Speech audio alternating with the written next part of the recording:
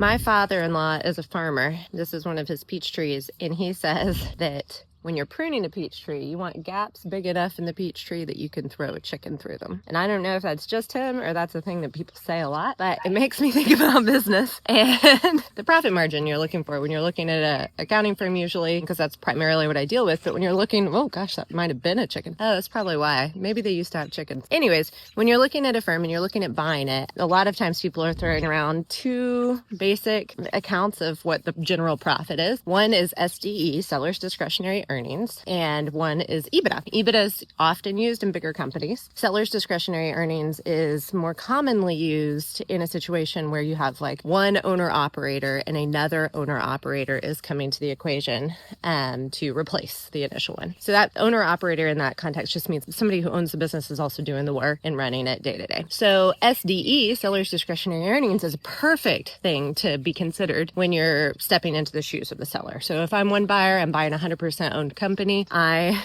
am going to replace the seller with myself. I can say, well, what did that guy bring home or girl? Right? Like, would they pay themselves? What's their self-employment IRA look like? Do they run their vehicle through the company? Do they pay their son? And then I can, know that I'll get that money back. There's a million different ways that people wind up actually compensating themselves when they're running a company. And all of those I step into the shoes of if I'm the subsequent owner operator. So seller discretionary earnings makes a ton of sense. EBITDA is more of a function that you would use if you're not going to operate the company. So if you have to take that owner operator who was doing all those things and replace them with just somebody who costs $150,000 a year, then, that what's left is the EBITDA. It can be really hard.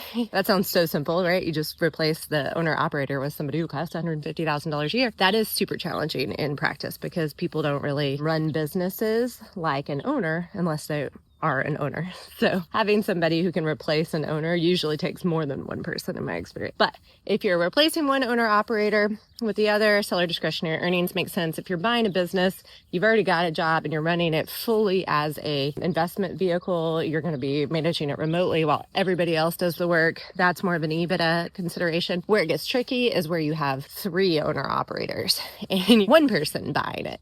So you kind of want to back out. Usually for SDE analysis, you're trying to normalize for one owner operator. So you would, in that instance, you would back out the salary for one of the three partners and kind of do a hybrid adjusted EBITDA for that. That's how those are typically used in my world to evaluate the profit of a company. And it's mostly perspective. It's mostly saying, how do I figure out how much money I'm going to make as the owner of this company? And ultimately, that's usually what matters to the buyer. So I'm Sarah Sharp. If you found this valuable, please engage with the content. Go check out dealacademy.org.